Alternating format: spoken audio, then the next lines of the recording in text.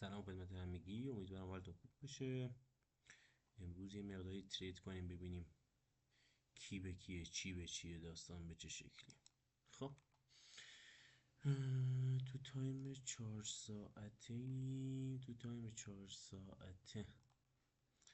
این ساختار به من میگه خب من یه دونه اینجا بیس دارم، این بیس من، اینجا کف بیس، اینجا سقف بیس. بریم ببینیم امروز میتونیم مقداری اسکلپ انجام بدیم یا نه. خب این کف این سقف اینجا باید یه گره باشه در تایم پایین تر که قیمت رو نگه میداره. اینجا هم که با این گره نگه داشته شده همینجا به نظرم برای ما کافیه. ذره کوچیکش کنیم فضا رو، ببینیم اوضاع احوالمون چه شکلی میشه. خب اینم از این. یه اسپایک داریم بعدش بیس ساخته. بریم یه تایم پایین تر. خب پس این میشه اون گره مد نظر. فعلا که نه، البته گره اصلی اینجا باید باشه که اسپایکر رو زده، ولی خب فعلا کاری باش نداریم. اینجا میزنیمش فعلا تا اینجا میشه کفش، هم اینجا کافیه. بالاتر از این هم کاری نداریم. میایم پایین تر، اینجا یه دونه FTC داریم. FTC مون اینجاست. انتظار داریم اگه قیمت بیاد و این ناحیه رو ببینه، ما در این ناحیه مثلا سل کنیم. امروز میخوایم اسکلپ کنیم ببینیم اسکلپ که میگن چیه. خب اینم از این گره مد نظر. اینم اون گره هست که مد نظرمونه طبق ساختاری که داریم تو تایم 5 دقیقه. این تقریبا برای 60 و 30 فلان انتهای این حتما گره برای 1 دقیقه باید باشه دیگه. آره کل گره فلان این رو 50% میشه اینجا روی این حالت و انتهای این هم میشه اینجا. بس ما انتهایی ترین حالت ممکن رو هم میتونیم به عنوان جایی که اگه قیمت بهش رسید بای میکنیم. این از این و این ناحیه هم به عنوان FTC داریم که قیمت بهش نرسیده، به عنوان سطح بالاتر خودش داریم که این هم قاعدتاً طبق این چیزی که میبینیم برای 1 دقیقه اندازه 14 تاست. پس این ناحیه هم ناحیه ترید سل ما میشه و همین تا ناحیه داریم. یک ناحیه اینجا برای سل، یک ناحیه اینجا برای بای در تایم بالاتر. خب حالا بریم تو دل این داستان. میگیم خب اینجا هم یه CP داشتیم که CP شکسته برگشته به منشأ. مجدد بیایم این تایم پایین تر چیکار میشه کرد باش.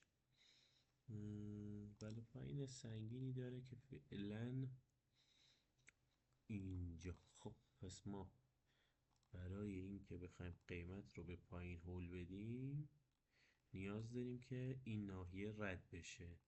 پس در دل اون تایم اومدیم یه چیز دیگه مشخص کردیم به عنوان جایی که تا رد نشه انتظار نداریم به تایم پایین ترمون برسه. خب اینم از این. فعلا اینجا این ناحیه رو زده و دیگه الان داریم پای چارتیم دیگه، ساعت 1 رو به 4 صبح. خب اینم از اینو انتظارات. خب بیا ببینیم این سه تا کندل برای کدوم تایم فریمه. این سه تا کندل برای تایم فریم 1 دقیقه است. پس اینجا اومده به بیس هیچی، انتظار عجیبی نداریم. اینجا برسه سل میکنیم برگرده ببینیم چه اتفاقی میفته. فعلا انتظار من اینه که قیمت به اینجا، یعنی انتظاری که دارم اینه، یعنی این 150 پپ. ببینیم آیا میشه گرفتش یا نه. پس فعلا هیچی هایل و غیرهای آگه نزده. خب قیمت که به اینجاها برسه ما شروع میکنیم بین دو تا چارت ترید های مختلفی رو انجام میدیم تا ببینیم چه اتفاقی میفته. فعلا پس تحلیل کردیم بدون اینکه اصلا تایم بالاتری رو ببینیم، صرفا همین رو در همین فضا داریم باش ترید میکنیم. بیس فلگش زده شده، احتمال خیلی زیاد داره که قیمت بخواد از اینجا تا اینجا حداقل تا این ناحیه که میشه ابتدای گره میشه تارگت ما، اگر بیاد تو این نواحی ما دوباره بای داریم تا ببینیم چی میشه. فعلا که داره میره بالا چیزی من ازش نمیبینم. این خودش خورده به این ناحیه، میتونه کمی بالاتر از این هم بیاد، یعنی میتونه این کار رو انجام بده. خب برخورد سوم طلا رو هم داریم که در طلا معمولا این برخورده با مزه است. خب اینم از این. خب داره میرسه، رسید، خدا رو شکر استوب هم نکردیم همینجا. خب با توجه به اندازه این تا اینجا که 5 پپه تا پشت گیره 20 پپه، اینجا 5/10 ورود داریم روی این ناحیه. درسته؟ کجا رفتیم؟ چرا من تریدر رو نمیبینم؟ آها، لاین چارتش رو تو تنظیمات تغییر دادم. بذار بیارم تنظیمات، شو ترید لول اینجا شد. خب آره، این ناحیه مد نظر ماست. اگر فعال بشه خب استاپش هم میخوره پشت گره. 33.85 بذاریم، بعد تمیزش کنیم. تارگت هم فعلا 33.74 میذاریم تا دقیقش کنیم. نه اینجا که نمیذاریم که، این ناحیه این ناحیه و تارگت هم که اینجا میشه. اگر بیاد بخوره به این ناحیه خوبیه.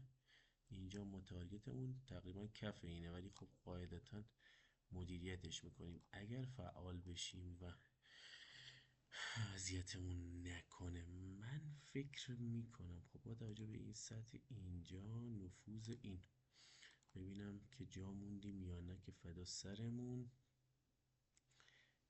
دیگه وقتی اسکلپ کنم حجم تغییر میکنه دیگه. یه جایی هست شما دنبال ورود خروجای سریع دیگه. وقتی ورود خروج سریع باشه قاعدتا تا اینجا که باش صبر نمیکنیم، هی تیکه تیکه میبندیم ازش تا برسه اونجا فعلا. ولی برای همین حجم آوردم بالا با توجه به اینکه خب این رو داریم و شو از کشم به ما نشون بده. ببینم اینم نشون بده که اسپرید هم در جریان باشیم. خب شاید بعضیا بگن خب اینجا که برگشت، خب برگرده به درک، خیلی مهم نیست، ما دیگه دنبال تریدیم. اینجا خورده نه. خب بذار ببینیم مشخص میشه. لو این میگه که من چندم؟ 33.79.64 33.79.65 33.80. اینجا ردش نکرده، احتمال داره همینجا بوده باشه، یعنی قبل از رسیدن به 100. منطقش این بود که ما به اندازه اسپرد دیگه چیز میکردیم، یعنی نزدیکتر ورود میکردیم. حالا خیلی مهم نیست. خب ببینیم میاد بالاتر. انتظارم اینه که این رو هانت کنه، بعد بره بعد بریزه. حالا اگرم ریخت که فدا سرمون. ببینیم چی میشه. مجدد اینجا داریم یک لولی بوده که این لول رو بگیم این اگر هانت بوده باشه قاعدتا گره سطح 5 دقیقه است. خب نه عجله ای نیست و این رو هم اگه در نظر بگیرم نه فعلا. پس فعلا اینجاییم. 10 دقیقه گذشت و ما رو فعال نکرده هنوز. بریم ببینیم الگوی خاصی از این در میاد که ما بخوایم ترید انجام بدیم. نه عجله ای نیست، فعلا بذاریم به اونجا، اگه برسید ادامه مسیر رو میریم. اگه بخوام وسط راه سوار شم باید یک نشونه تاییدیه خوبی به من بده که این لول اگه باشه که داره میاد، از این لول تا این لول، این گام 4 گام 5 میشه اون بالاییه. پس انتظار دارم که قیمت بیاد و این سقف رو هانت کنه و اوردر ما رو ورداره. خب حالا بریم ببینیم چی میشه. اومد و اوردر ما رو فعال کرد. خب اینم از این. انتظار ما در همین ناحیه است، ناحیه 1 2 و 3. این میشه همون دهانه گره و مابقی داستان هم که همینجاست و اینم از این. خب کل گره برای ما این ناحیه است که داریم در موردش صحبت میکنیم که تو 5 دقیقه به عنوان یک ناحیه داشتیمش. اینجا میشه، این ناحیه میشه برای ما ناحیه ترید ما که میاد این ناحیه. این همون ناحیه‌ای که ما مد نظرمون بوده بابت اینکه داخلش اتفاقاتی بیفته. ببینیم اتفاقی میفته یا نه. اینم از این. چون 14 تا بود به اندازه همون ترید فلان، اینجا رو ما گرفتیم، ولی میتونه تا کلشو بیاد به اندازه اسپردو. این گلف اسرائیل هم بالاتر از این گرفتیم. و السلام علیکم و رحمت الله و برکاته. خب اینم از این. خب حالا با توجه به این شرایط احتمال میدم که بخواد تو این نواحی باشه، یعنی همین ناحیه آخر به عنوان ناحیه حرکتی بخواد در این نواحی حرکت داشته باشه. فعلا اینجا این است. و حالا چرا اینجا؟ چون گفتیم که ساختار داشتیم دیگه. گفتیم این ساختار از اینجا تا اینجایی که داره میاد یک ساختاری به این شکل 60 خورده ای، تقریبا یک لگ 5 دقیقه میتونه باشه که انتظارمون همینجاست. اینم از این. خب اوکی، بریم ببینیم ادامه مسیر رو به کجا میرسونه. همینجوری برای خودش میره و میاد و فلان از این حرفا تا انشالله تعالی فرج و شریف واکنشی که ما میخوایم رو به ما بده. و هر جایی هم که بدونیم میخواد بالاتر از اون حرکت کنه، ما داستان رو عوض میکنیم، رو به ساختار دیگه ای باش ترید خواهیم کرد. حالا میگن خب چرا بای نکردی؟ خب دیگه بالاخره ما انتظار داشتیم که اینجا واکنش داشته باشیم. خب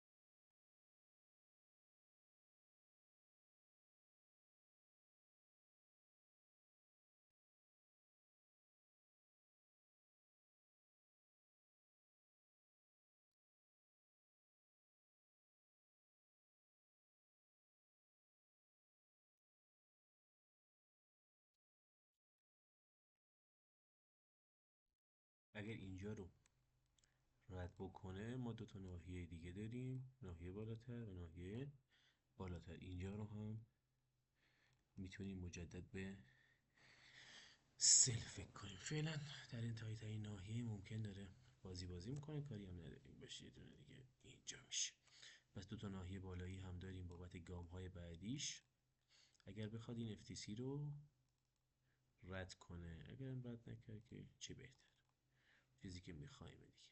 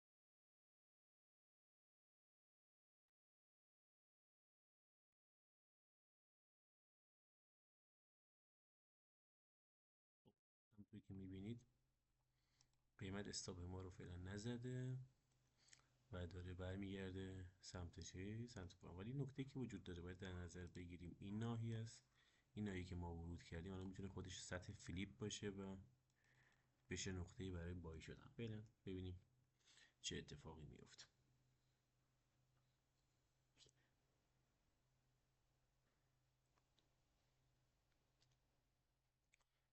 نتیجهشو نشون میدیم بعدش. با توجه به ساختاری که تشکیل داده اگر قیمت بیاد محل ورود ما رو یعنی اینجا نقص کنه، مجدد میشه افزایش حجم داد و اینکه اینجا هم میشه ریسک کرد، چون ما داریم امروز میخوایم حجم بازار رو اساس اسکل کار کنیم، ولی خب اینجا فعلا تاییدیه من باب ادامه ریزش نداریم دیگه. یک ناحیه‌ای رو این گلف کرده رفته بالاتر و اینجا داره بازی میکنه، ممکنه استاپ ما رو بزنه. خب بعد سرمون که استاپ ما رو بزنه، چون ما یک ناحیه دیگه پشت این داریم که تحت حمایت اینه که ممکنه بخواد بیاد سقف رو هاند کنه بریزه. یعنی اگر مجدد وارد این ناحیه هم بشه ما دوباره میتونیم در همین نواحی در با هانت این ورود داشته باشیم. یعنی اینجا باز محل خوبی برای ورود مجدد ما میتونه باشه اگر قیمت وارد این ناحیه هم بشه، یعنی بخواد استاپ ما رو بزنه میتونیم دوباره حجم رو داشته باشیم و مسیر رو بریم به سمتی که داشته باشیم. خب ما اینو این ناحیه هم داشته باشیم. فعلا دوتا ناحیه دیگه، ناحیه بعدی اینجا و قیمت رو داره میریزه دیگه، ما خیلی کاری باش نداریم. این ناحیه هم ناحیه بعدی نیست. نگاه کنید دوباره قیمت داره ادامه مسیر ریزشش رو میده فعلا. و خب حالا اینجا با نقض این ناحیه ما میتونیم مجدد داره ضبط کنه دیگه. آره ما میتونیم مجدد افزایش حجم داشته باشیم. کجا افزایش حجم داشته باشیم؟ تو این ناحیه. این ناحیه‌ای که برای ما 16 تا یعنی 50% این ناحیه میتونیم در این نواحی مجدد اگر قیمت به این ناحیه پول بک انجام بده ما میتونیم در ناحیه این 50% این بزرگوار یعنی اینجاها مثلا در این نواحی میتونیم دوباره ما یک حجمی رو به موضوع اضافه کنیم با توجه به ساختار این گلفی که اتفاق افتاده. ببینیم آیا قیمت یه پول بکی میکنه به این ناحیه که ما بخوایم حجم ببینیم. این حساب 10,000 تایی رو امروز میتونیم چقدرش کنیم.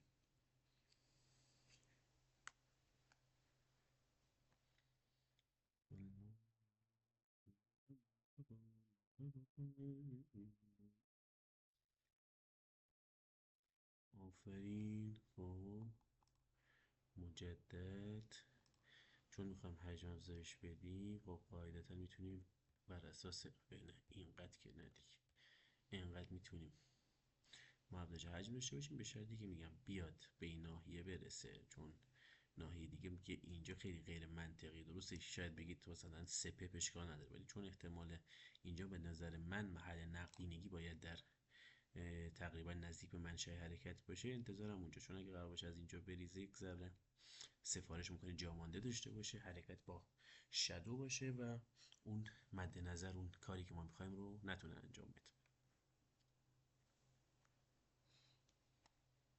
برای اینکه حجم ویدیو زیاد نشه من هی وسطش استوب میکنم، دلیلش اینه که میخوام حجم ویدیو خیلی، چون میخوام یک ویدیو 1 ساعته بشه تقریبا. خب قیمت داره برمیگرده اون ناحیه مد نظر ما بر اساس اسپردی هم که داره اینجا به نظرم معقوله که ما افزایش حجممون رو بدیم و ببینیم که چه اتفاقی میفته. استاپمون هم میفته پشت همین قضیه تا ببینیم چیکار میخواد بکنه و این رو هم باز میتونیم به کف اینجا برسونیمش ببینیم چیکار میخواد بکنه.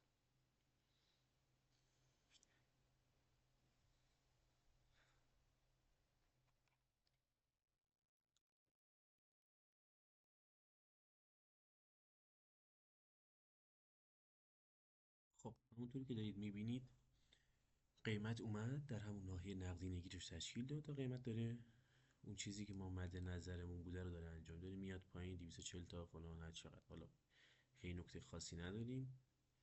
حالا دوباره داریم اسکلپ میکنیم دیگه. دوباره مجدد این ناحیه مهمی برای ماست، پس ابتدای این ناحیه اگر بیاد در این ناحیه میتونیم دوباره یک افزایش حجم موضوع اضافه کنیم. فعلا تارگتمون این ناحیه است دیگه، تا اینجا رد نشه بده. پس وقتی بیاد پایین میتونیم یک مقدارش رو ببندیم. الان مثلا حساب ما توی تقریبا 2% سوده دیگه، یکی از اینا 2% سود ما بوده داره اتفاق میفته، یه چیز عجیب غریبی هم نیست و داره میاد ماشاءالله به حرکت. دیدید استاپ جای درستی باشه به این راحتی ها شما حساب از دست نمیدید، یعنی حسابتون منطقی داره میره. شما میخواید یه $100 اینجا ضرر کنیم میشه 1% دیگه، 1% هم منطقیه که ما داریم.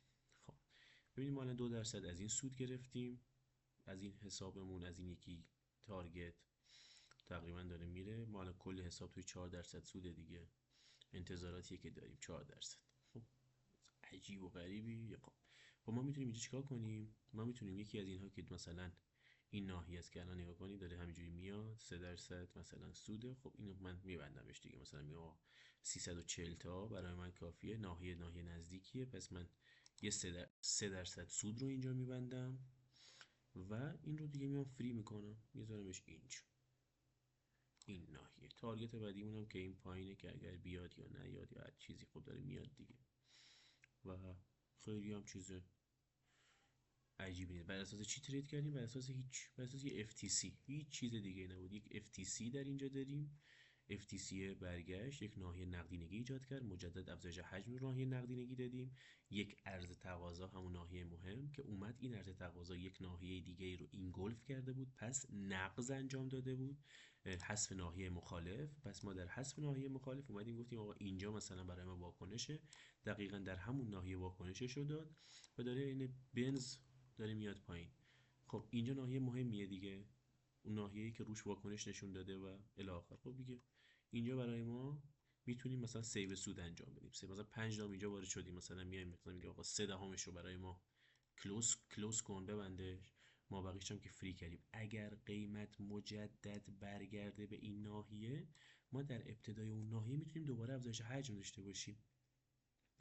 قبلا چی گفتیم؟ گفتیم آقا اگر قیمت در این نواحی هم بیاد، در این ناحیه دوباره ما بای میکنیم. فعلا که کاری باش نداریم، داره برای خودش بازی میکنه. اینجا دوباره همون مسئله مجدد پیش میاد. مسئله که پیش میاد چیه؟ اینجا یه FTC بود، یه RTP، یه پیوت اومد نقض ناحیه انجام داد. نگاه کن ناحیه نقض شد. پس الان دیگه برای ما مسجل شد که در آینده اگر قیمت مجدد بیاد در این ناحیه قرار بگیره ما واکنش میدیم، چون سکندله ما همون ابتدای ناحیه بر اساس مدیریت ریسک و سرمایه و روز سود و هر چی که داریم ورود میکنیم، سیو سودمون هم انجام دادیم، جلو رو خودتون داریم ترید میکنیم. چقدر مثلا $500 ما ترید انجام دادیم و این ناحیه الان رد شد. خب این ناحیه که رد شد برای ما سیو سود مجدد تمام. فعلا اینجاییم. نگاه کنید قیمت چجوری داره میخواد کله کنه برگرده بالا. چرا؟ چون اینجا منشأ حرکت رو به بالاش بوده دیگه، انتظار دیگه. حالا اگه دوباره قیمت به این نواحی بالا رسید مجدد میتونیم سل کنیم، حتی اگر استاپ هم بخوریم فدا سرمون. ما بازی کردیم، درست هم انجام دادیم، سیو سودمون رو انجام دادیم، آبشار تا تهش رو گرفتیم دیگه. اصلا چیز عجیب و غریبی نیست با توجه به این. حالا من توی این نواحی مجدد اگر قیمت بیاد و در این نواحی یعنی بیاد تو این ناحیه، من دوباره میتونم در این 17 پپ دوباره بیام اینجاها، دوباره بازم میگم یک سل دیگه روی RTP این موضوع انجام بدم. فعلا هیچ.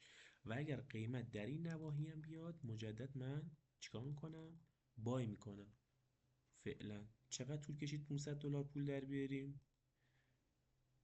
36 ترید کردیم، 3:40 کلوز کردیم. درسته؟ درست دارم میگم؟ آره احتمالا. و 3:42 3:20، یعنی مجموعاً ما 22 دقیقه کل کاری که انجام دادیم 22 دقیقه $500. $500 عدد کمی نیست ها دوستان. میتونید راحت بر اساس داستان هاتون تریداتون رو انجام بدید. خیلی چیز عجیبی نیست. این حساب 10,000 تاییه که ما داریم روش کار میکنیم. حساب پراپ قبلا هم ویدیو از حساب هام گذاشته بودم، یه حساب پراپ جدید گرفتیم، امروز فعال شده و داریم روش کار میکنیم. تمام. و السلام علیکم و رحمت الله. فعلا صبر کنیم ببینیم قیمت برمیگرده، یه ترید دیگه انجام بدیم تو این نواحی، به هر کدوم از نواحی رسید دوباره من ترید انجام میدم. حالا بریم ببینیم در تایم پوینتر میتونیم دوباره اسکلپ کنیم یا نه. خب ببینید این ناحیه رو نگاه کنید، این ناحیه الان اینگولف شده، درسته؟ پس وقتی اینگولف شده یعنی این حرکت که به اینجا خورده ناحیه غلطی نیست، ناحیه غلطی نیست. پس ما برای اینکه از اینجا تا اینجا رو هم ترید کنیم میتونیم دوباره ورود داشته باشیم. کجا میتونیم ورود داشته باشیم؟ تو همین شادو به شادویی که وجود داره این ناحیه. آیا قیمت میاد داخلش دوباره؟ نمیدونم چقدر. 7 پپ دیگه، 7 پپ که دیگه این حرفا رو نداره که. ببینیم میاد یا نه. اگه فرصت ورود بده ما دوباره اینجا هم میتونیم در این ناحیه ورود داشته باشیم به آها اینجا دوباره. حالا این ناحیه برای ما دوباره 1/5 صرفه دارد یا نه، اجازه بدیم ببینیم. آره اینم ناحیه بعدی. دوباره داریم میریم، ممکن هم هست چیکار کنیم؟ استاپ بخوریم، اشکالی نداره. اینم ناحیه‌ای که ما مد نظرمونه که قیمت خودش رو بهش برسونه. چیکار کردیم؟ ناحیه اینگولف شده، انتظار داریم نقدینگی از اینجا اتفاق بیفته، به ناحیه درست منشأ از بیس برخورد کرده و قیمت احتمال واکنش داره، درسته؟ استاپش کجا؟ استاپ پشت همینه، همین کندلی که اومده.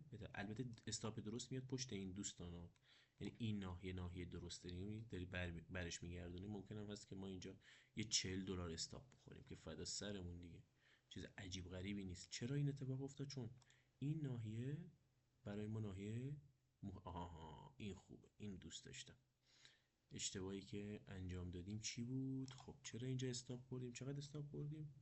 ماشاءالله ماشاءالله ماشاءالله، یه $40 استاپ خوردیم. 500 هم تو سودیم ما، یعنی ما اشتباهی در ترید انجام ندادیم. فعلا این ناحیه‌ایه که ببینید این حرکت چه حرکتیه؟ حرکتیه که منجر به استاپ پانتر شد.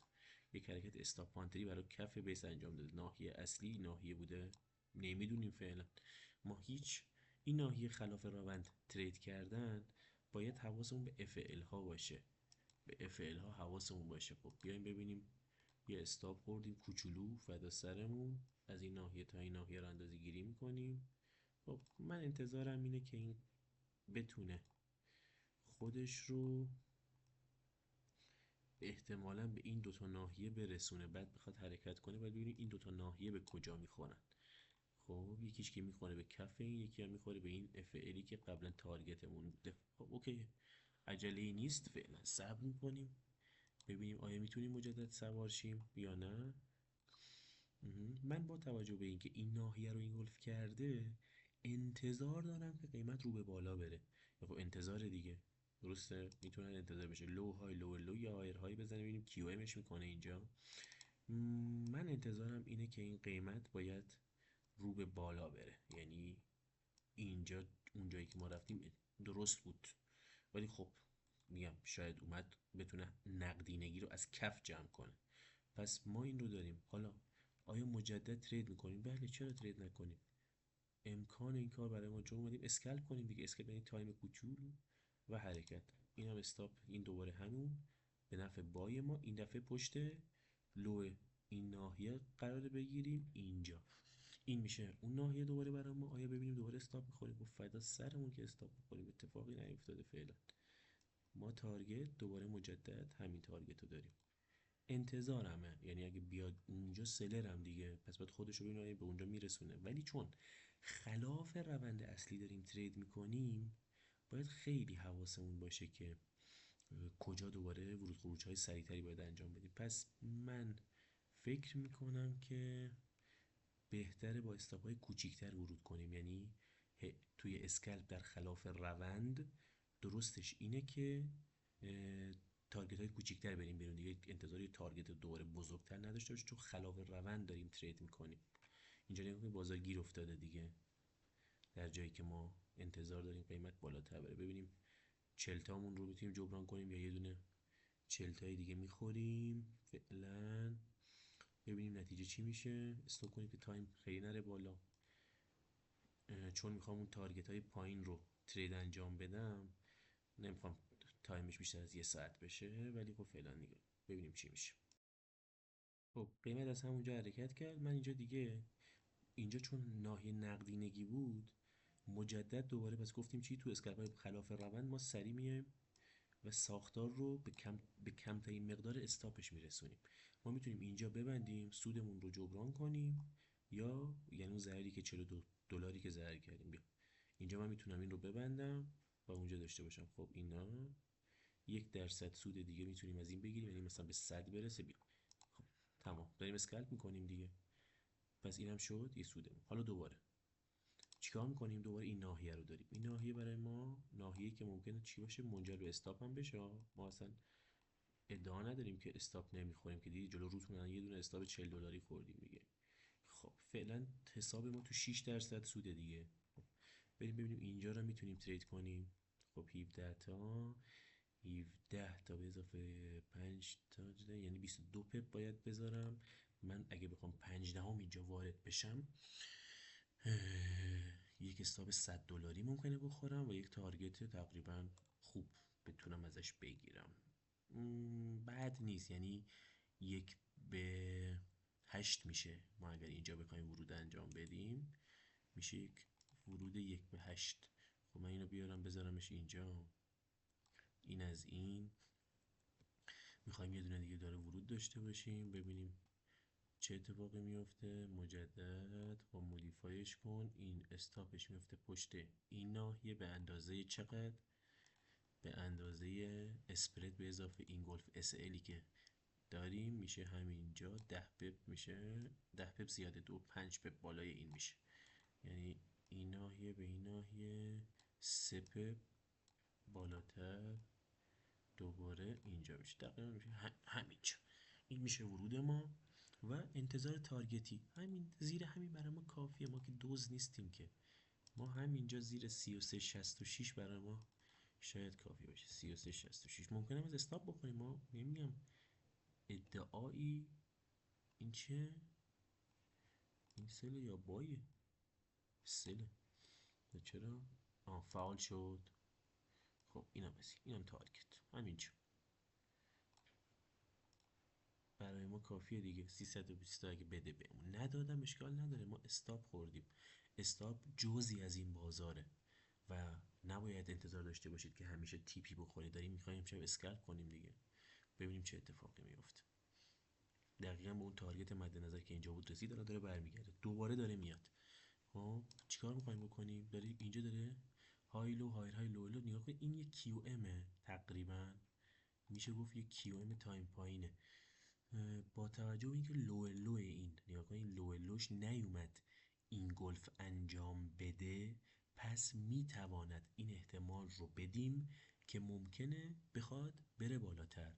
چون اگر این میومد زیر این کندل رو میزد و ناحیه عرضه دار اینو پاکسازی میکرد، ما میتونستیم با خیال راحت تر سل کنیم در این کیو امی که در تایم 5 دقیقه شاید وضوح کار بیشتر باشه دیگه.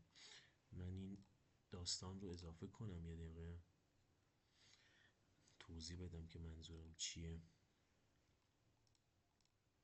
اینو بذارمش اینجا، اینو ایگنورش کنم. یا کنید ما این رو داریم دیگه، یک ناحیه به این صورت، مثلا این ناحیه میشه های لو هایر های لو لو.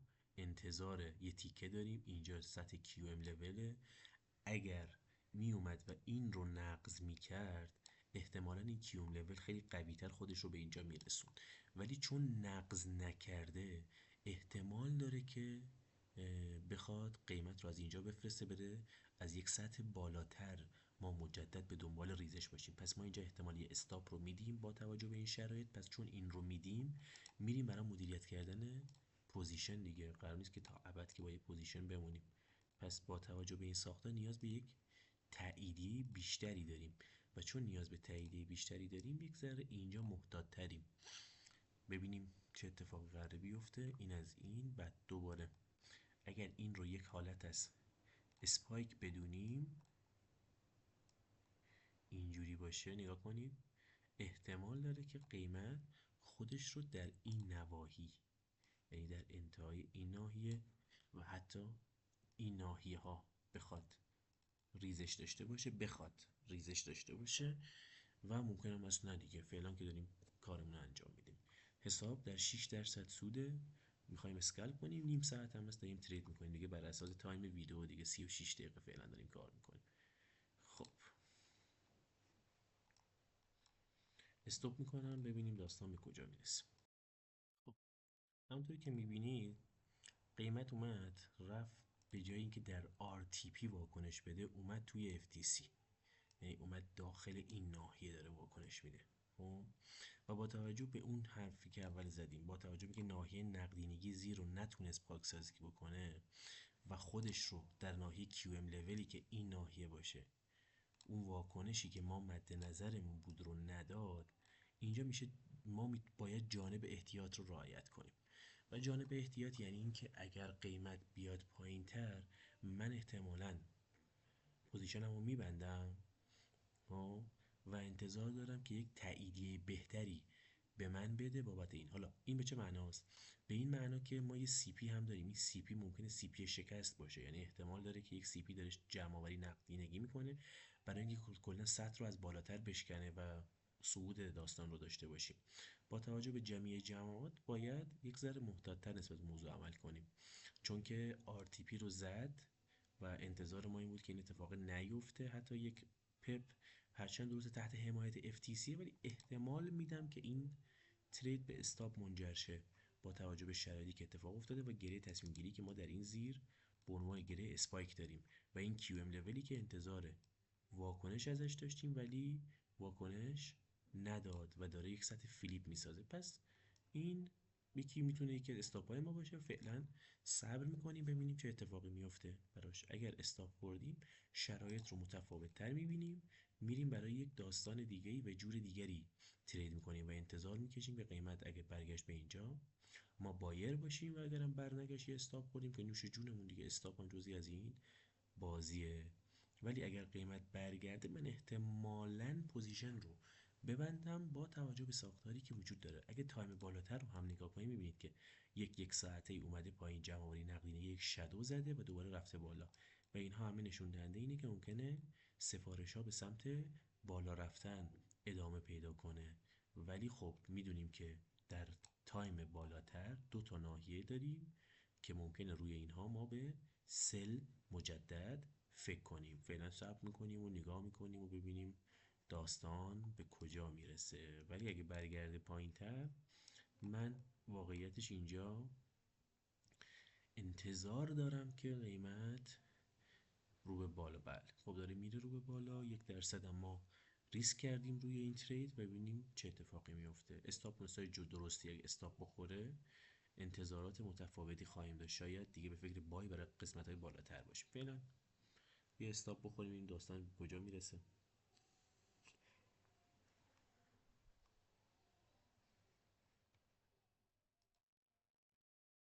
قیمت با قدرت اومد استاپ ما رو زد، درسته؟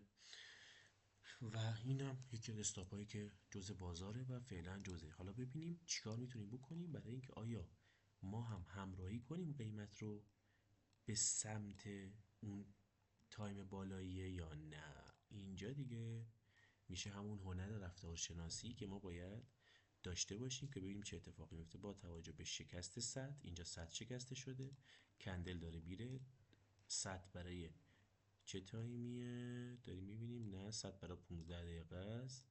پس کندل 15 دقیقه که کلوز بکنه اینجا احتمالا ما چی داریم؟ ما یک نفوذ برگشت خواهیم داشت. این همون نفوذ برگشت است که ما انتظارش رو داریم.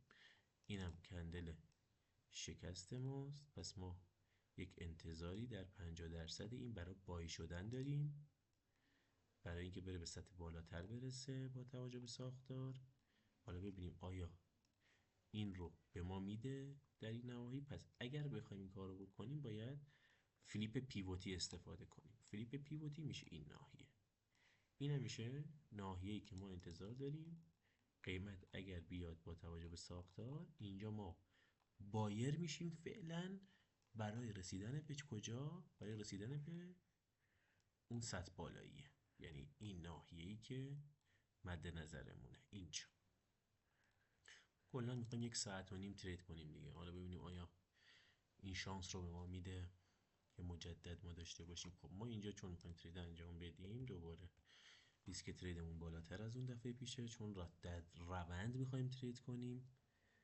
ببینیم آیا شانس ورود به ما میده. تا زمانی که به 100 نرسه ما ورود نداریم و انتظاری هم نداریم که قیمت یهو بخواد چیز کنه. ببینیم این اتفاق. ببینید این الان شکست، این نفوذ برگشت، یعنی خود این ناحیه اگه تایید بشه، اون وقت ما دفعه بعدی باید رو این خود این بیس بخوایم ترید انجام بدیم. ببینیم آیا تایید میشه یا نه.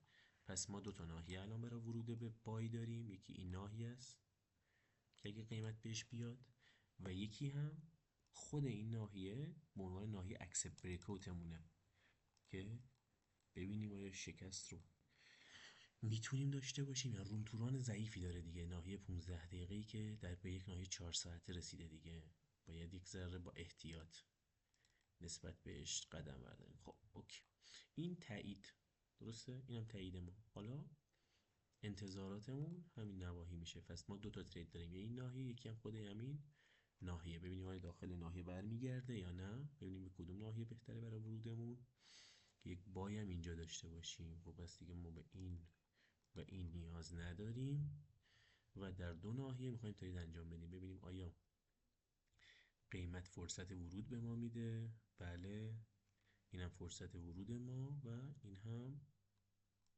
بایی که باید باش انجام بدیم. این بای تارگت کجا میشه؟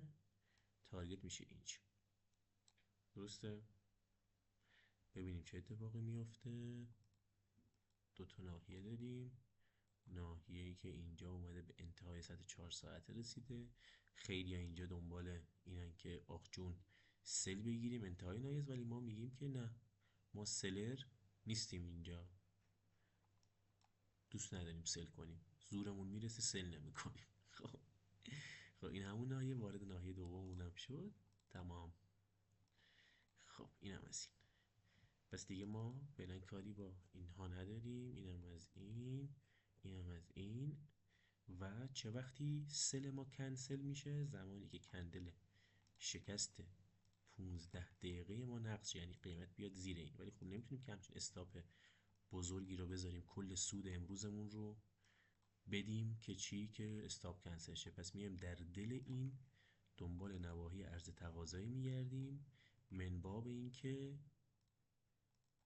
این اتفاق نیفته. پس بهترین حالت برای ما استاپ گذاشتن زیر این ناحیه است. چرا؟ چون اگر زیر این ناحیه بیاد به معنای اینه که شکست فیل شده و ادامه مسیر رو نمیتونه بره. اوکی، پس اینم خودش، این هم پس میشه اون ناحیه مد نظر و زیر این ناحیه برای ما میشه ناحیه‌ای که انتظار داریم قیمت از اونجا دیگه پایین تر نیاد. خب ببینیم این اتفاق میفته یا نه. پس ما میریم و برمیگردیم. خب دوستان، ما چه اتفاقی برامون افتاد؟ فهمیدیم که شکست فیل شد، درسته؟ خب بر اساس شکست فیل شده حالا میتونیم روی FTC خوشگل اینجا یه سل تمیز بگیریم و با حجم بالا بدون هیچ استرسی میتونیم کل ضررمون رو یک جا جبران کنیم. اینم از این. پس این شد. ببینید مسئله ترید همینه، یعنی شما یک جاهایی به این نتیجه میرسید که خب من میخوام این شکلی اسکلپ کنم، رو به بالا رو به پایین بر اساس نواحی که وجود داره. بعد به این نتیجه میرسید که یک سری نواحی نقض سطح اتفاق میفته. این نیست که ترید رو بشه. من چرا دارم لایو همه رو ترید میکنم؟ به خاطر اینکه میدونید که قرار نیست همه چیز درست پیش بره، همه چیز اونجوری باشه که ما واسه نشانه ها میریم دور. مثلا شما میتونستید به جای اینکه مثل من اینجا تاییدیه شکست بگیرید برید بالا، میتونستید چیکار کنید؟ میتونستید اجازه بدید ببینید آیا میاد زیر این یا نه. حالا با توجه به اینکه شکست فیل شد و این ناحیه‌ای که منجر به نقض سطح شده نقض شده، ما میتونیم چیکار کنیم؟ ما میتونیم خیلی راحت بیایم توی این ناحیه و ترید انجام بدیم و تارگت خوب هم میتونیم بگیریم، تارگتی که کل سیستم ما رو یک جا برگردونه و بیاره سر جای خودش. و همین راحتی. اینم میشه ترید کردن. خیلی کار پیچیده ای نیست، واقعیتش اینه که فقط باید اون اصولی که داریم میگیم رو رعایت کنید و حسابتون رو مدیریت ریسک و سرمایه داشته. ما رو $600 سود کردیم، میخوام مثلا کل $600 رو پودرش کنم بره. خیلی مهم نیست دیگه. شما دنبال اینید که در جای درست ریسک درست داشته باشید، تارگت درست بگیرید. الان میریم ببینیم انتظار پایان این موضوع با حجم بالا چه اتفاقی برای ما رقم میزنه. خب یه رو از ویدئویی که میخوایم بگیریم مونده. دو سه تا استاپ خوردیم، چند تا تارگت گرفتیم. ما برگشتیم به اون نقطه‌ای که اول کار مد نظرمون بود. قیمت میخواست شکست انجام بده، فکر کردیم که شکست، تاییدیه گرفتیم، ورود کردیم، استاپ خوردیم. بعد که شکست فیل شد، انتظار داشتیم قیمت یه پولبکی بزنه به این ناحیه و از این ناحیه ادامه ریزش رو داشته باشه که گرفتیم. دوباره الان اگه ما همینجا قیمت رو ببندیم، انتظارات ما اینه که قیمت مثلا برسه به 6%. ما سودی بودی که میخواستیم بگیریم، یعنی در یک تارگت داریم اینها رو میگیریم. درسته؟ انتظار تارگتیمون پایینتره، انتظاراتمون این پایینه تقریبا، ولی خب قرار نیست همه بازار برای ما باشه. ما بر اساس میزان مدیریت ریسک و سرمایه‌مون داریم ترید انجام میدیم. پس الان اگر من اینجا این رو ببندم، حساب من در 6.5% سود قرار میگیره و میتونم دفعه بعدی که قیمت مجدد داره میاد توی این ناحیه، دوباره 20 مثلا در این ناحیه مثلا دوباره من افزایش حجم داشته باشم. یعنی میتونم اینجا من این رو ببندم، مجدد بالاتر بخوام قیمت رو ادامه مسیرش رو بگیرم، یا نه اصلا بگم آقا من بسمه، همین مقدار 6% برای من کافیه، $600 گرفتم برم بخوابم. یعنی هر کدوم از اینها راهکارهایی که شما دارید و میتونید بر اساس اون تریدتون رو و مدیریت ریسک و سرمایه‌تون رو انجام بدید. و ما دیدید که داریم ترید همون سبکی که توضیح دادیم داریم انجام میدیم، چیز اضافه تری نبود. تمام بر اساس گره های معاملاتی، مناطق عرضه تقاضا. نگاه کنید قیمت داره میاد، ما تو چقدر، تو $700 سودیم. ما میتونیم اینجا الان ببندیم، اصلا تمامش کنیم قضیه رو. چرا این کارو نمی‌کنیم؟ لزومی نداره. میایم اینجا مدیریت ریسک و سرمایه، میگم آقا 2 لات ما رفتیم داخل، یه لاتشو میبندم همینجا. بیا این یه لات، قیمت برگشت به همون 5-6% سودمون که داشتیم. این پوزیشن رو چیکار میکنم؟ میارمش اینجا، فریش میکنم. خب یا نه الان چون این ناحیه مهمی بوده برای برگشت، ببینیم آیا این ناحیه نقض شده، ناحیه گیر تصمیم گیری بود که ما مشخص کردیم، دیدی که چقدر تمیز اومد به همین ناحیه واکنش داد. درسته؟ میام میگم آقا لوترین حالت ممکنه این چقدره؟ 33 77 86 33 80. یعنی اینو رد نکرده، نتونست اینجا رو پاکسازی کنه. وقتی نتونسته اینجا رو پاکسازی کنه، پس ادامه سل برای ما با شبهه انگیز میشه دیگه، با شبهه است. ممکنه بتونه، ممکنه نتونه. وقتی این اتفاق میفته، مدیریت ریسک و سرمایه و پلن شماست که به شما کمک میکنه. پس من میام اینجا میگم آقا اینو رد نکردی، پس احتمال داره اینجا بشه محل نقدینگی برای ادامه مسیرت. خب من که مرض ندارم، دنبال اینم که سود بگیرم، دنبال این نیستم که با بازار در بیفتم بگم نه تو باید اون چیزی بشی که من میخوام. قطعا بازار اون چیزی که ما میخوایم نمیشه، اون چیزی که دلش میخواد میشه. پس من اینجا دوباره میتونم اینجا اینو ببندم، یا میتونم کار بهتری انجام بدم، میتونم مثلا استاپمو بیارم جلوتر. ولی من شخصا تریل استاپ خیلی جذاب نیست برای موقعی که دارم اسکلپ میکنم. اوکی، میتونم اینجا این کارا رو بکنم. خب قیمت داره حرکت میکنه، پس ما چند تا راهکار داریم که استاپمون رو بیام بذاریم همینجا، جایی که میخواستیم ببندیم. ولی تا اینو رد نکنه، سل احتمال اینکه بیاد بالاتر هنوز هست، وجود داره دیگه. وقتی وجود داره چه کاری؟ اینو که رد کرد، ما میتونیم ببندیم مجدد در پول بک. پس من الان اینجا میتونم این کار رو انجام بدم، حسابم رو در 8% سود نگه دارم. حساب من 8.6% توی سوده دیگه. درسته؟ انتظار چیه؟ انتظار اینه که اگر قیمت مجدد به این ناحیه برگشت، میتونم سل کنم، بله، ولی سل با ریسک. سلی که من اینجا بخوام انجام بدم سل با ریسکه. چرا؟ چون ناحیه عرضه تقاضای ما رد نشده. اگر بیاد این رو رد کنه و مجدد برگرده بالا، این میشه یک سل جذاب. این میشه یک سل جذاب، میشه روش دوباره ریسک انجام داد. فعلا نه، 8% سود نوش جونمون. فعلا وایسادیم داریم نگاه میکنیم. استاپ هم خوردیم دیگه، ما استاپ هم داشتیم دیگه. استاپ هم داشتیم، یه دونه استاپ خوردیم، دوتا استاپ. ما 3 تا استاپ داشتیم و چند تا سود که مجددا فعلا 8% توی سودیم. دوباره برگردیم اینجا ببینیم ببینیم رد میکنه، ریسکی نمیخواد انجام بدیم. ما میخوایم اسکلپ کنیم، میخوایم شیره بازار رو بکشیم. نگاه کنید هنوز نتونسته اینجا رو رد کنه، هنوز بازار اینجاست. نگاه کن هنوز چند پپ اختلاف داره. ما امید داریم که بیاد اینو رد کنه، یه پول بک به بالا بزنه، یه سل دیگه بگیریم، برای امروز ما کافیه. تموم شد، این رد شد. پس الان انتظار ریزش قوی تر داریم دیگه. حالا ببینیم آیا میتونه برگرده بالا اونجا به ما دوباره ورود بده یا نه. اگه نداد خب نداده، نوش جون، ما که میدونستیم تارگت پایین تره دیگه. اون وقت میریم دنبال بایی که در اینجا منتظرش بودیم. از اول منتظر بای اون پایین بودیم. حالا من انتظارم اینه که اگر قیمت به این ناحیه گره ماست 20 پپ، یعنی 50%ش برای من ناحیه تمیزیه، یعنی این ناحیه. پس من اگر قیمت به این 10 پپ به این ناحیه برگرده، چقدر 14 پپ استاپ تا 14 پپ ناحیه‌مه. توی این ناحیه من دوباره یه سل انجام میدم برای تارگت پایین‌تر. ببینیم میتونیم دیگه. من برای اینکه حجم بالا نره این 8 دقیقه رو استاپ میکنم، برسید به اونجا فعال و نتیجه رو تهش نشون میدیم. اگرم نرسید و یک جا ریخت که دیگه سلامتی شما. این ناحیه هم که اینجا هست ناحیه غیر معتبری نیست، ناحیه بدی نیست، میشه رو این هم ریسک ورود داشت، ولی خلاف رونده. وقتی خلاف رونده یعنی حجم ورود باید پایین باشه، یعنی حجم زیادی نمیشه اینجا ورود کرد. پس من خب حرکت کرد دیگه، نذاشت انجام بدیم. ولی اگر بیاد داخل مثلا اینجا چی شد؟ خب ما اینجا یه بای دیگه میتونیم بگیریم بر اساس اینجا هم ناحیه عرض تقاضایی که بالا رو رد کرده. اینجا میشه این کار رو کرد به قصد رسیدن به این ناحیه.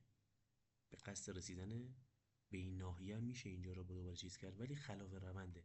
من به جایی که مثل بالا یه لات دو لات وارد شم، با نیم لات ریسک ورود داشتم، چون که اینجا خلاف رونده و ممکنه بیاد اینجا رو پاکسازی بکنه و بعد ادامه مسیر رو به بالا رو داشته باشه که بخواد برگرده به اون ناحیه. برای همین اینجا رو ما فعلا میشه با یک ریسک ورود داریم. گفتیم که در زمانی که خلاف روند داریم ترید میکنیم استاپ ها کوچیکترن، حجم ورودها کمترن، درسته؟ پس ما اینجا ناحیه 5 دقیقه است، باز 5 پپ زیر این 5 پپ میشه این ناحیه میشه اینجا. ما اینجا میتونیم دوباره یک درصد مجدد ریسک ورود داشته باشیم برای رسیدن، برای اینکه قیمت خودش رو به ناحیه RTP برسونه. و RTP که انتظار داریم قیمت بیاد این ناحیه و در این ناحیه دوباره مجدد ما به فکر سل باشیم و ببینیم چه اتفاقی میفته. برای من این سل زمانی جذاب تره که بیاد این رو هم پاکسازی کنه بعد بره بالا، که موقع برگشت مطمئن باشم سطحی نیست که جلو روش مقاومت کنه. این رو هم باید در نظر بگیرید که ببینید این اتفاقی میفته یا نه.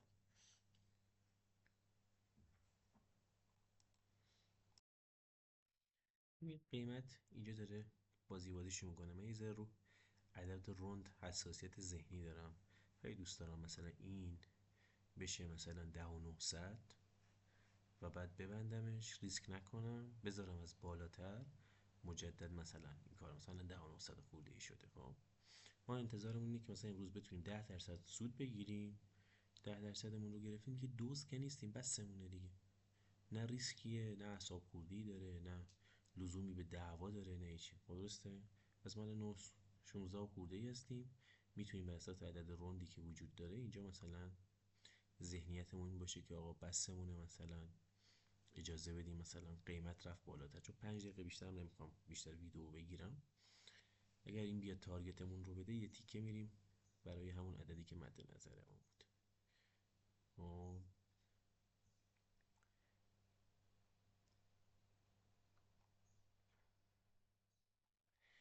اینجا میبندمش این رو که همون 924 مون رو داشته باشیم. یه 70 تا دیگه میخوایم، یعنی 70 تا ما میخوایم بابت اینکه این قیمت اتفاق بیفته. ما میتونیم اینجا حالا یک ورود دیگه داشته باشیم. چه ورودی؟ ورودی که منجر به چی؟ شکست بیس شده.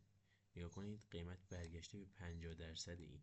یعنی اینجا میتونید شما باز رو 50% که اینجا زده بودم میتونستیم ورود داشته باشیم، ورود به پشت کندل شکست بیس. یعنی این حالت هم میشه انجام داد که مثلا اینو مثلا حجمش رو 1 کنیم، چون استاپش خیلی کوچیک میشه دیگه. یعنی اینجا هم میشه باز ورود داشت با قصد اون بالا. حالا کجا میشه ورود درست تری کرد؟ همین ناحیه.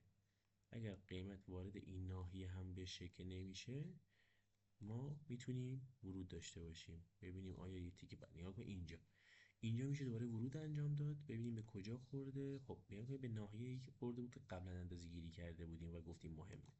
خب اینجا مثلا میشه من دوباره مجدد یه ورودی بعضی وقتا صدا میده چرا. خب بعد اینجا پس این شد اون ناحیه، استاپ میاد پشت این. درسته؟ ممکن هم هست کل سودمون رو از بین ببره دیگه، یعنی اون جایی که مد نظرمون بود. ولی مثلا همینجا برای ما کافی اگر بیاد، اگر بخواد خودش رو برسونه. اینجا ناحیه بدی نیست، ولی چون خورده به این ناحیه، اینجا ما با ریسک ورود کردیم دیگه. این ورودیه که احتمال داشته خیلی اینجا به دنبال سلن دیگه. ما بر اساس ساختار بیس گفتم آقا این بیس شکسته به ناحیه رو اینگولف نکرده، احتمال داره بیاد بالاتر. ممکنه مثلا نیاد دیگه، استاپ بکنیم بعد که اومد بالاتر مثلا ما به فکر چیز باشیم. خب بذار ببینم، فکر کنم اینا از اینجا وردارم که ویدیو رو خراب نکنه. خب ببینیم چیکار میشه کرد با این. اومد زیر 900. این 900 ما رو خراب کرد. ما گفتیم این 9% گرفتیم برای ما کافیه، ولی مثل اینکه اذیت میکنه ما رو. این انتظار بدی نیست. اینجا خودش ناحیه 50% هیدنه و این هیدن خودش میتونه همین ناحیه که ما گرفتیم به عنوان ناحیه، خودش میتونه ناحیه‌ای باشه. زیرو تریگر کندله میتونه ناحیه‌ای باشه برای ورود سلرها، هم میتونه باشه ناحیه است باز هم. ولی خب من خودم انتظارم بالاتره، یعنی اینجا. ولی گفتم به ما به رقم 11,000 برسیم و 10%مون رو بگیریم، من دیگه امروز ترید نمی کنم و کافیه و ویدیو رو آپلود میکنیم بره ببینیم چه اتفاقی میفته. فعلا استاپ کنیم تا نتیجه رو ببینیم. نتیجه رو فکر کنم اینا رو مشخص کنه دیگه، استاپ ما رو بزنه انشالله. خب این اومد استاپ ما رو زد، این استاپ پایین رو.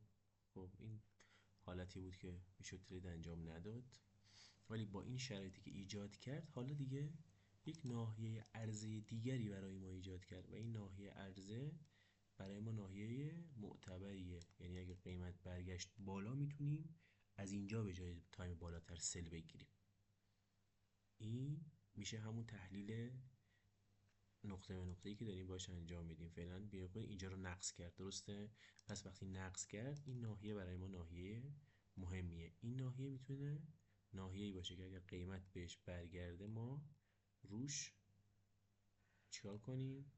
برنامه ادامه سل رو داشته باشیم. اگر برگرده ببینیم آیا برمیگرده یا نه. استوب کنم تا برگرده. خب دقیقه آخر داستانیم، به 11,000 تا رسیدیم و این هم پایان قضیه و السلام علیکم و رحمت الله و برکاته. خب همونطوری که دیدید ما گفتیم به احتمالا برگرده به همین ناحیه 50%، چون سعی زدیمش دیگه فرصت نشد اونجا استاپش رو بردارم. و همونطوری که دیدید ما تونستیم با حرکت خیلی هم عجیب و غریبه 10% $1,000 رو ما رشد بدیم. تایمش کی بوده؟ 3:36 ما شروع کردیم به کار کردن و درسته؟ نه ببخشید، اینجا میشه آره ساعت یک حساب جدید پراپ 3:20 شروع کردیم و ساعت 4:33 یعنی 1 ساعت ما در 1 ساعت $1,000 یا 10% حساب رو رشد دادیم. با چی؟ با فقط همون حالتهای عرضه تقاضا و FTC هایی که وجود داشته. چند تا استاپ خوردیم؟ 1 و 2 و 3 و 4 تا استاپ داشتیم و 2 3 4 5 6 7 8 9 10 11 تا ترید داشتیم. تقریبا میشه گفت با وین ریت 65%. امیدوارم که بشه باعث یک انگیزه‌ای که بتونید ترید رو جدی‌تر بگیرید، راحت میتونید ازش پول در بیارید، فقط به شرطی که به اصول و پایبند و اصولتون و پلنتون پایبند باشید. ما اسکلپ کردیم، در ترید های دراز مدتمون اینجوری ترید نمی‌کنیم، با این حجم ترید نمی‌کنیم قطعاً، فقط صرفا بابت بحث این که آیا این روش به درد اسکلپینگ می‌خوره یا نه. دیدید که در 1 دقیقه بدون هیچ تحلیلی، فقط بر اساس ساختارهایی که داشتیم و ستاپ محور ترید انجام دادیم. شاد و موفق و پیروز و سربلند باشید.